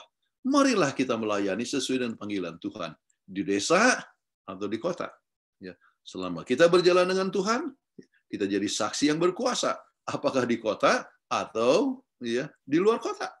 Ya, jadi dengan demikian, saudara-saudara sekalian, ya inilah pemikiran yang harus kita masing-masing mengerti, ya supaya jangan kita terkecoh ya dengan sesuatu yang kata, ayo semua harus ke luar kota menantikan kedatangan Tuhan di sana, ya menantikan kedatangan Tuhan. Kalau kelompok Davidian katakan, wah satu waktu kita akan pergi ke Palestina, ya menunggu kedatangan Tuhan di Palestina. Saudara-saudara sekalian, ya kita jangan terkecoh oleh berbagai macam pandangan-pandangan yang demikian. Ya, tinggal di luar kota ada untungnya, tetapi keuntungan itu tidak selamanya baik. Ya, artinya keadaan itu tidak selamanya baik oleh sebab teknologi kembali. Di kota juga tidak selamanya buruk. Ya, makanya ditempatkan Tuhan sudah pimpin kita di mana, ya itulah tempat di mana kita boleh bersaksi untuk Tuhan. Oke. Mudah-mudahan ini saya rasa itu adalah slide terakhir, ya. Baik, kita lihat ada 214 orang yang hadir di sini, ya. 213. Sekarang silakan kalau ada pertanyaan. Saya ada waktu sampai jam 9 malam waktu Indonesia bagian Barat. Jadi masih ada 21 menit ya. Ya. Itu sama dengan jam 10 di sini, ya seperti biasa kita ada kegiatan-kegiatan yang lain, ya. Jadi silakan ada yang mau bertanya. Baik, terima kasih banyak atas kesediaan dan materi yang luar biasa, Pendeta Kuntaraf. Materi yang menyejukkan kita semuanya dan informasi yang sangat penting yang kita butuhkan. Hamba-hamba Tuhan, umat Tuhan. Jadi materinya sangat lengkap sesuai dengan yang dibutuhkan para pemirsa. Artinya ada banyak tadi pertanyaan masuk. Saya lihat sudah terjawab dari materi hamba Tuhan ini. Jadi sehubungan dengan kesempatan ini ada 20 menit. Mungkin ada yang mau langsung bertanya, tetapi jangan melenceng jauh ya dari konteks pembahasan kita atau yang berhubungan dengan the last day event mungkin. Oke, kita berikan kepada partisipan. Baik, sebelum ada pertanyaan masuk, ada tadi pertanyaan pendeta, agak melenceng sedikit katanya. Jadi menunggu pertanyaan dari partisipan yang lain, saya bacakan. Dari mana kita mengetahui pintu kasihan tertutup? Ya, agak melenceng memang pendeta. Siapa tahu berkenan menjawabnya. Ya, kita dikatakan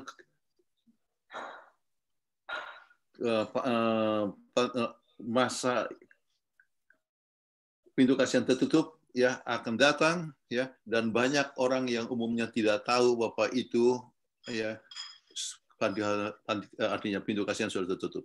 Namun satu perkara yang kita tahu ialah bahwa sebelum masa itu akan ada kecurahan hujan akhir. Ya. Jadi itu masa hujan akhir beserta dengan Sunday Law itu akan berdampingan. Ya. Jadi segera Sunday Law kemudian itulah masa terakhir untuk pekabaran, ya, untuk menyelesaikan pekerjaan, dan kita akan mengabarkan dengan penuh kuasa. Ya. Jadi dengan kita melihat akan pengabaran dengan penuh kuasa yang menghasilkan pekerjaan yang besar, itu berarti masa itu adalah satu masa terakhir, dan masa itu adalah singkat. Mrs. White katakan the rapid one, ya, the final event is the rapid one. Jadi masa itu yang sangat cepat sekali, dan pekerjaan akan selesai dalam waktu yang singkat. Jadi kalau pekerjaan itu selesai dalam waktu yang singkat, ya, maka kita tahu bahwa itu segera ya pintu kasihan itu tertutup.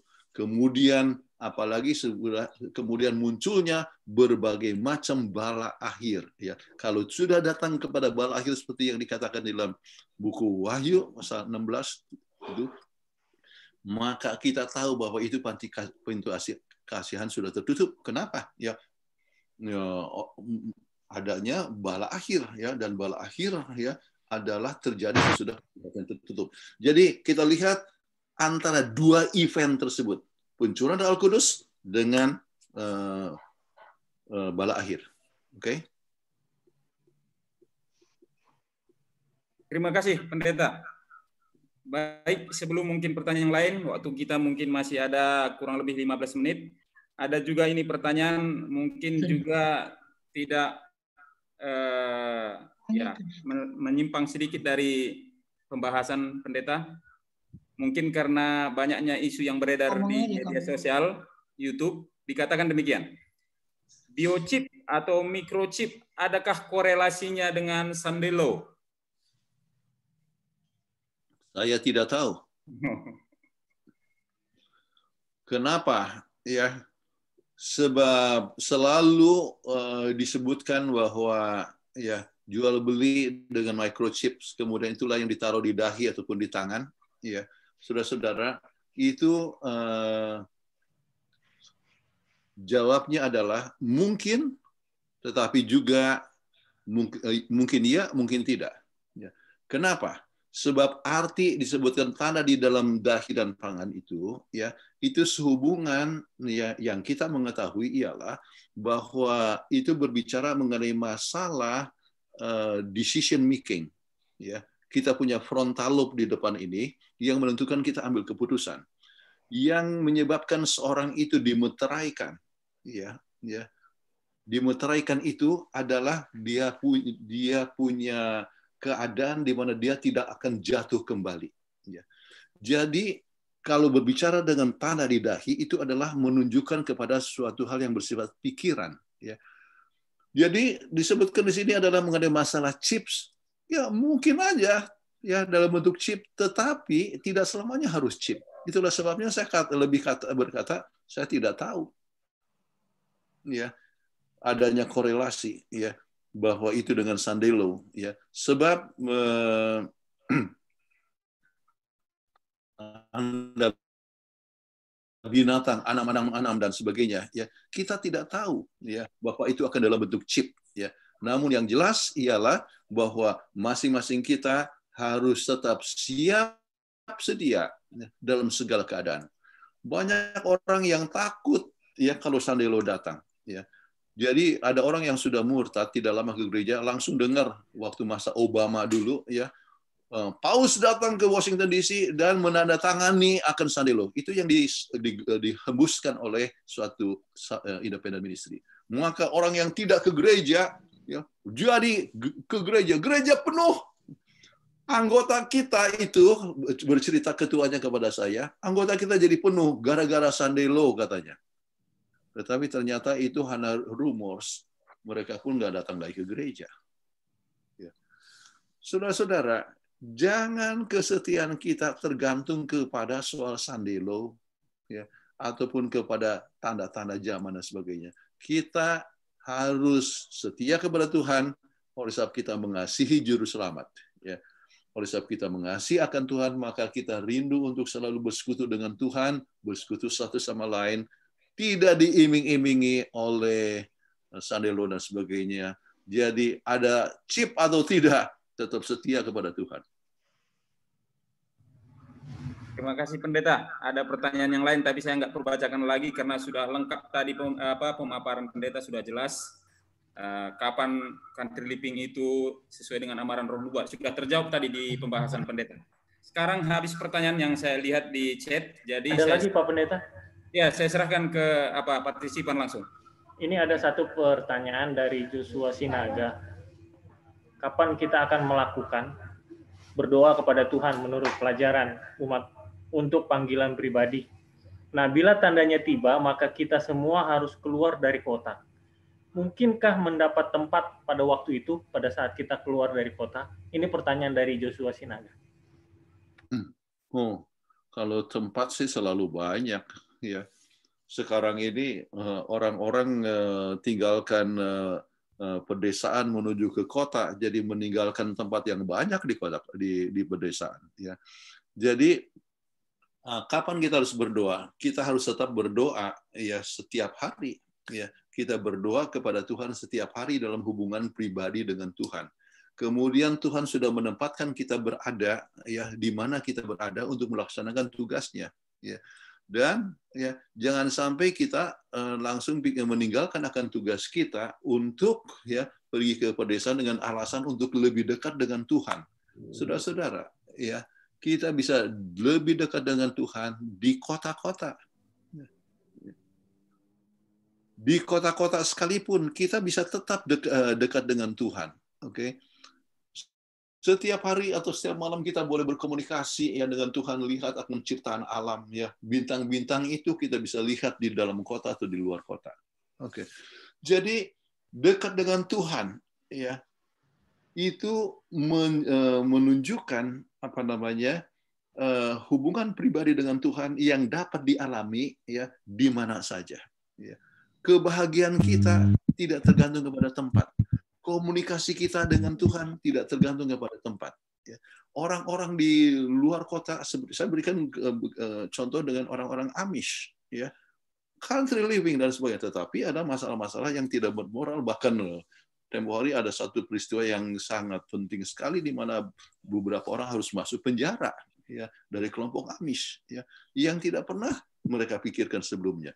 Jadi kembali, ya, hubungan kita dengan Tuhan kita bisa tetap miliki di mana saja. Oke, kita bisa berdoa untuk supaya kehendak Tuhan jadi, ya, dan Tuhan akan buka jalan dengan satu cara yang ajaib. Misalnya, saya dapatkan tempat sekarang ini yang kami sangat senang sekali, ya. Istri saya mau satu rumah yang lain, saya mau yang tempat yang lain, tapi anak saya yang search, dapatkan ini yang bagus, dan kami senang sekali, ya. Kenapa? Ya, alam, hutan, ya, dan sebagainya, ya. Kami senang, tetapi kami bukan di betul-betul pedesaan, kami ada tetangga-tetangga, kita bisa tolong satu sama lain, ya. Dan juga saya percaya tugas kita untuk menghubungi akan tetangga-tetangga kita, ya, untuk menjadi saksi bagi mereka. Jadi kembali, Tuhan akan memimpin, ya, dan kita kalau hubungan erat dengan Tuhan, kita akan mempunyai kepekaan kepada suara Tuhan. Oke?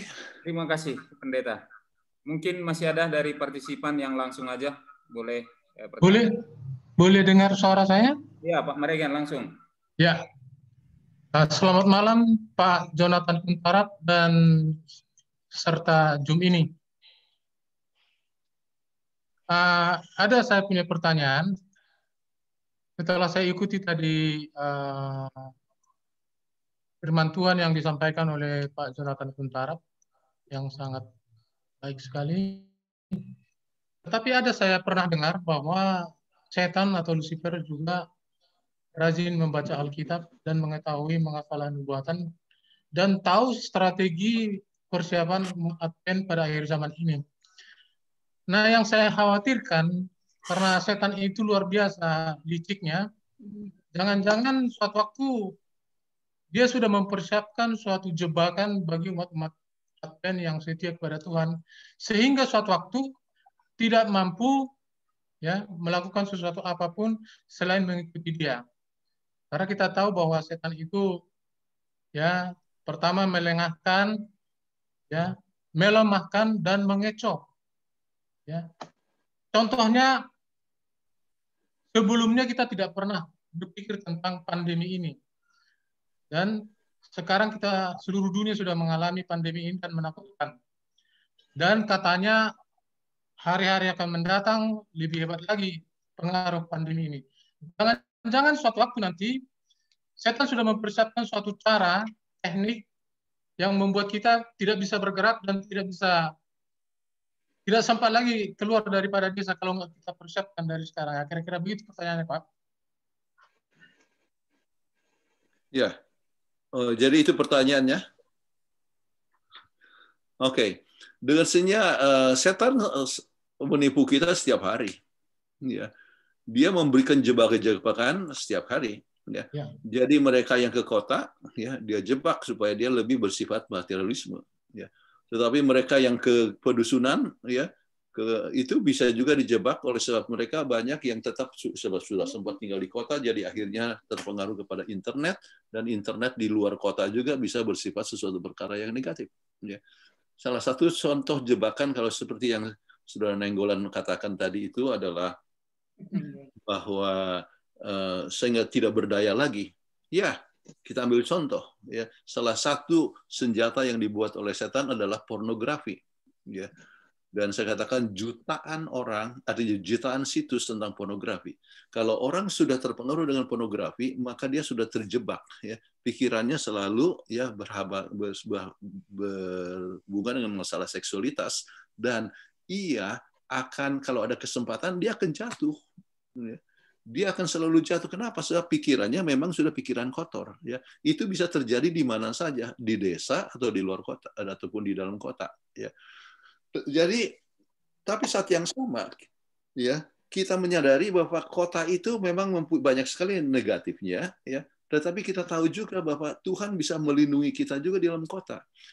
Setan berusaha di dalam kota, tetapi tidak selamanya kita akan jatuh, ya, di dalam kota.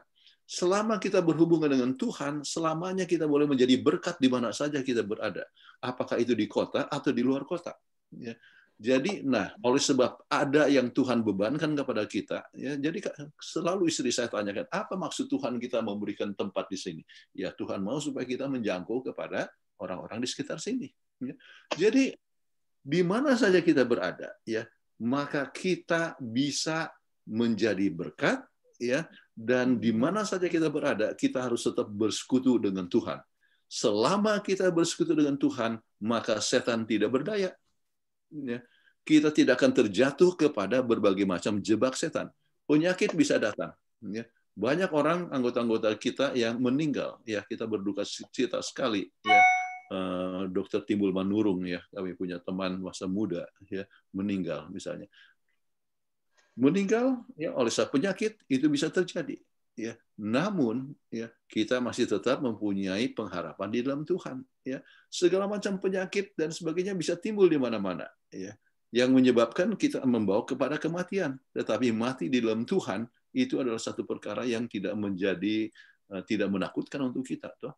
Ya. Kami kematian anak laki-laki satu-satunya, ya. Tetapi kita mempunyai rasa syukur oleh sebab dia telah menjadi berkat waktu dia hidup, kemudian kita mempunyai pengharapan untuk kebangkitan. Jadi ancaman apapun tidak perlu harus mematahkan semangat kita di dalam hubungan dengan Tuhan.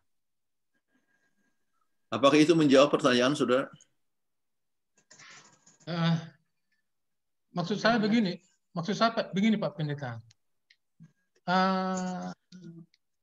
Saya kan tahu bahwa kita sudah punya persiapan, baik di kota, baik di desa.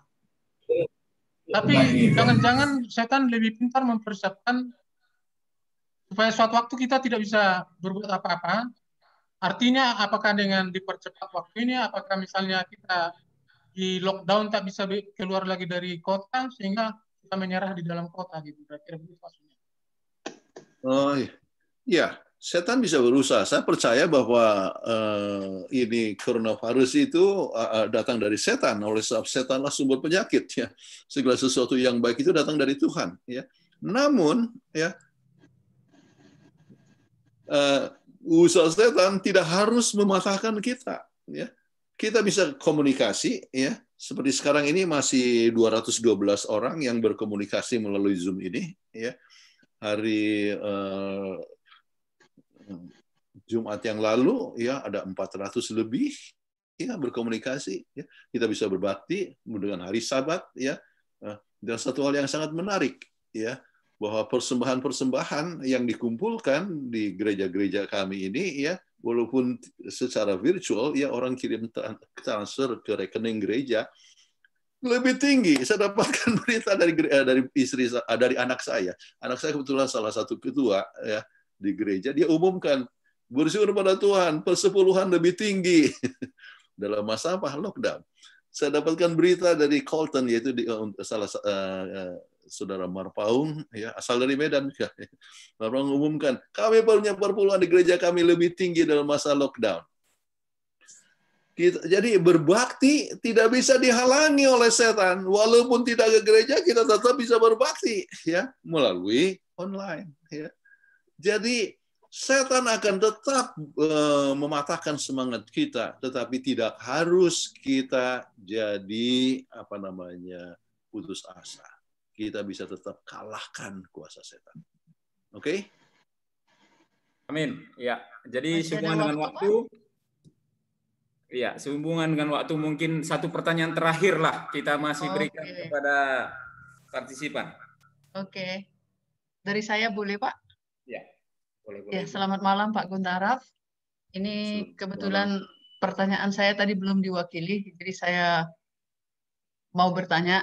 Nah, saya dengar tadi ilustrasi Bapak tentang saudara sepupu Bapak yang tadi mencoba country living dan akhirnya kembali ke kota. Itu tadi tahun berapa ya Pak ya? Saya lupa itu tadi. Itu terjadi? Tahun berapa tadi itu sepupu Bapak yang di mana tadi? Di Missouri atau di mana? Saya tidak berikan tahun. Ya, saya tidak berikan tahun, tetapi itu 15 tahun yang lalu. 15 tahun yang lalu. Oke, Pak. 15 tahun yang lalu, kemudian dia pindah. Akhirnya berapa tahun saja, kemudian dia tidak bisa tahan. Ya, tidak bisa tahan. Nah, dan itu 15 tahun yang lalu ya Pak ya? Ya. Jadi saya hanya berpikir begini, kalau 15 tahun yang lalu kondisinya memang sudah sangat jauh berbeda lah dengan sekarang begitu. Saya hanya ingin supaya kita dapat dapat memikirkan sebenarnya kalau tadi berbicara soal kapan kita harus pindah ini. Nah, jadi kalau kondisi mungkin itu waktu itu memang belum, tapi saya melihat sejak tahun 2012 tidak usah lah 2015, mungkin 2015 saja kalau kita lihat sebenarnya itu pergerakan pertumbuhan tentang yang kita sebut dengan usaha kepausan ini sangat banyak terlihat.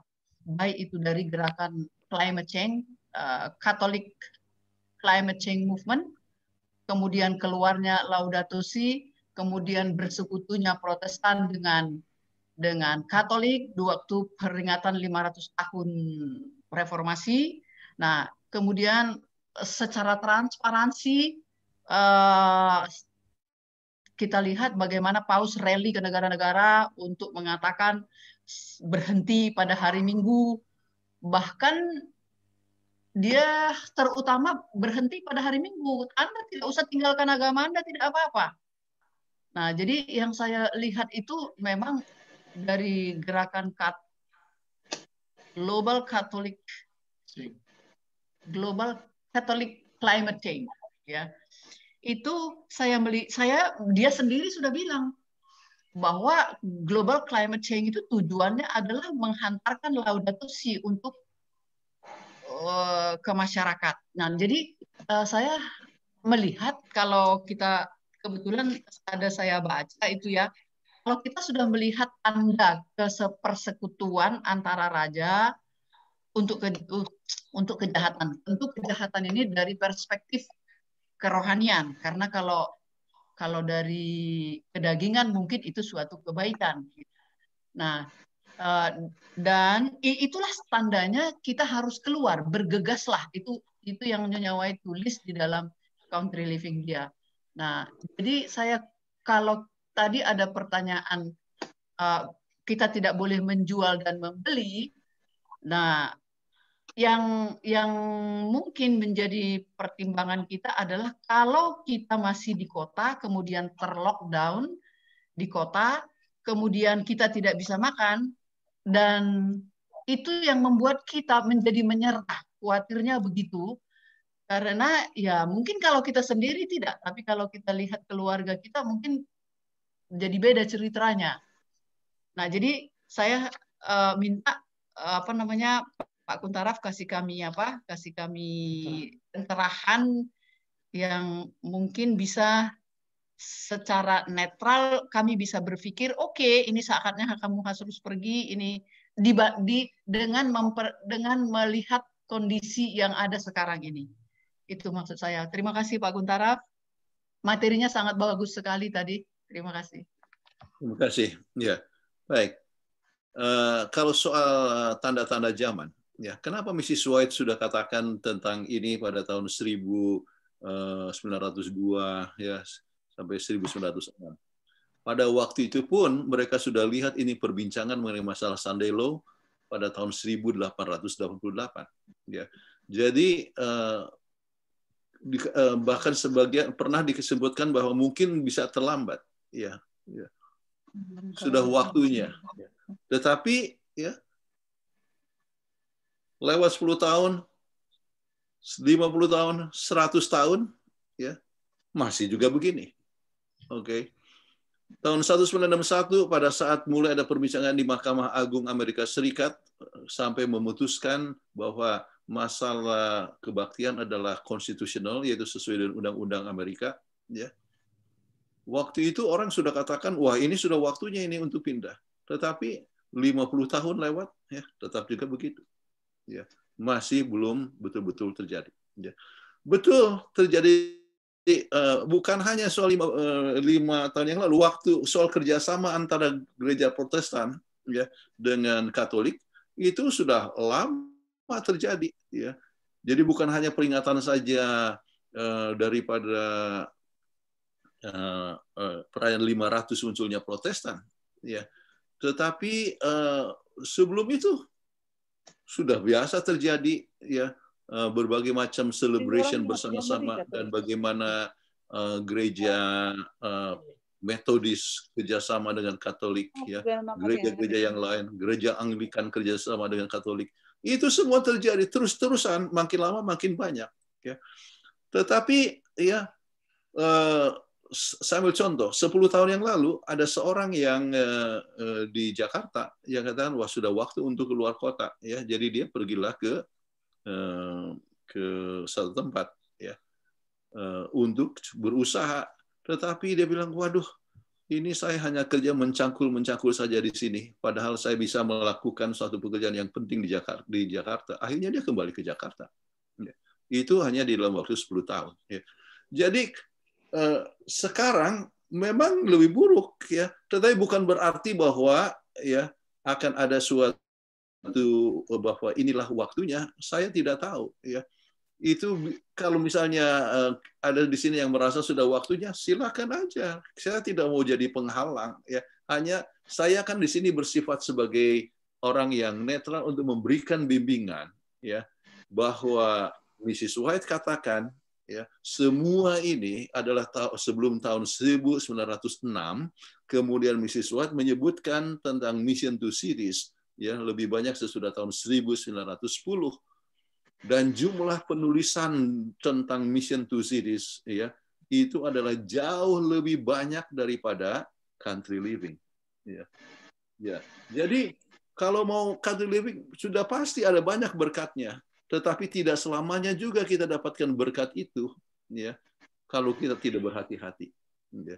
Jadi saya punya kesimpulan ialah ya, seperti yang saya katakan, kita tidak perlu harus ekstrim dan merasa bahwa inilah satu-satunya jalan yang benar.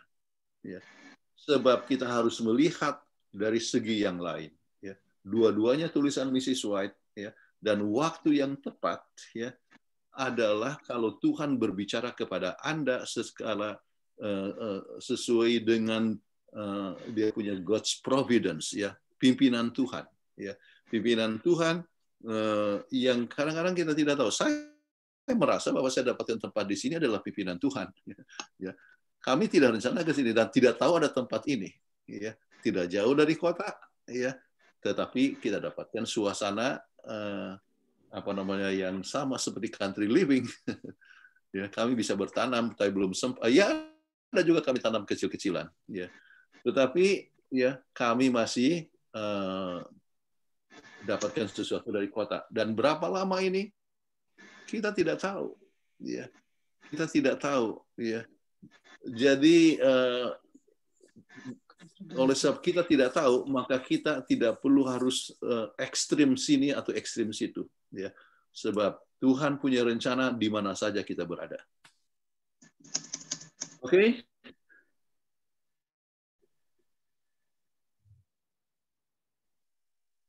Baik.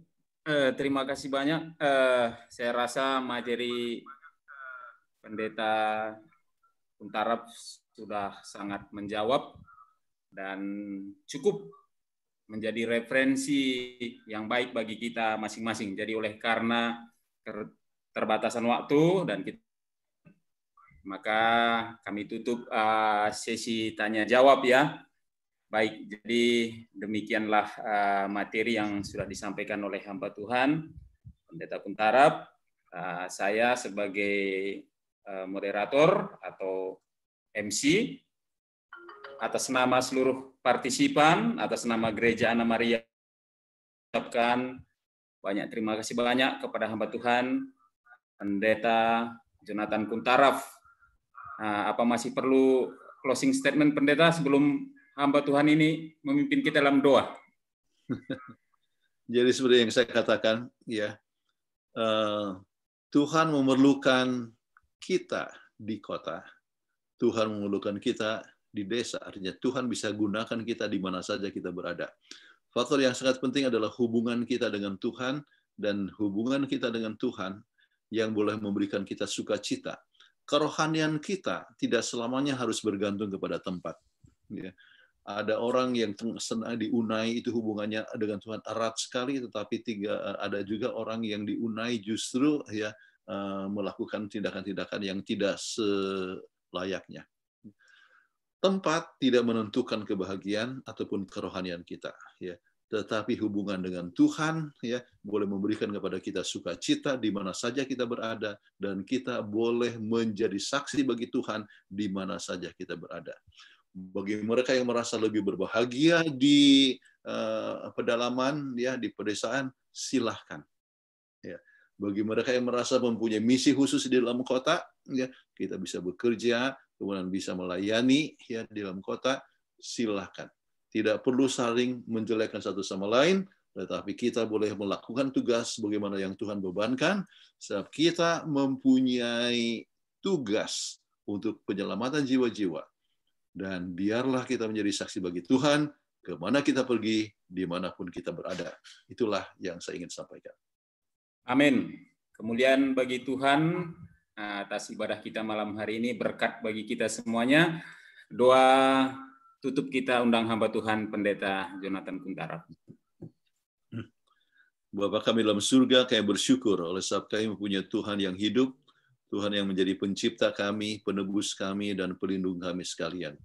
Kami bersyukur oleh sebab kami boleh belajar bersama-sama, dan kiranya Tuhan boleh menuntun kami dengan Roh Kudus, supaya kami mengetahui langkah mana yang tepat sesuai dengan pimpinan Tuhan. Dan biarlah ya Tuhan, di mana saja kami berada, ataupun kemanapun kami pergi, kami boleh memiliki sukacita dalam persekutuan dengan Tuhan, mempunyai damai sejahtera dan kebahagiaan, dan boleh menjadi berkat bagi Tuhan di mana saja kami berada. Berkati akan jemaat daripada Dr. Mansur atau Anna Maria Lewa Kebis ini, Tuhan boleh berkati semua adanya pendetanya ataupun ketua-tua ataupun juga anggota dan juga semua yang mengikuti acara Zoom meeting ini, supaya dipimpin oleh Tuhan dalam melangkah yang akan memberikan kemuliaan bagi nama Tuhan. Kami rindu Yesus akan datang. Biarlah kami dapat selalu siap ya kapan saja Yesus datang. Kami mohonkan doa ini dalam nama Yesus Kristus Juru Selamat kami. Amin. Amin. Terima kasih Pendeta. Amin. Terima kasih banyak atas seluruh partisipan. Sampai di sini beda kita. Selamat malam. Selamat malam. Terima kasih Pak Pendeta.